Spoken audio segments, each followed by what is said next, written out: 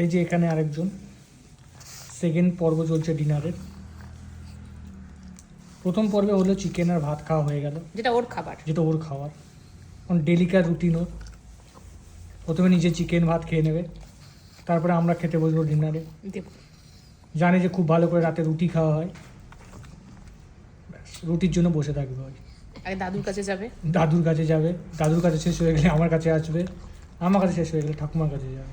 মায়ের কাছে যায় না খুব একটা, জানে মা কিছু দেবে না, জানে মা স্ট্রিক্টলি দেবে না, যাদের কাছে গেলে পাবো। যতক্ষণ না ওকে রুটি দেওয়া হবে বা সবার পাত থেকে রুটি শেষ হবে, ও সোফা থেকে নামবে না। ও জানে মানে ও যদি বসে আছে মানে রুটি এখনো হয়, রুটি শেষ হবে তারপরে ও যাবে। ওই দেখো অবস্থা দেখো, যেন মনে হয় ওর ডিনার করেনি, ও রুটিটাই খাবে।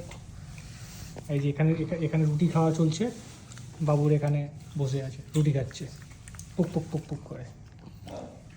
মাম্মাম, মাম্মাম, নঙ্ক, রুটি খাবে? রুটি খাবে? রুটি খাবে না, আর কি খাবে? নঙ্ককে রুটি দাও।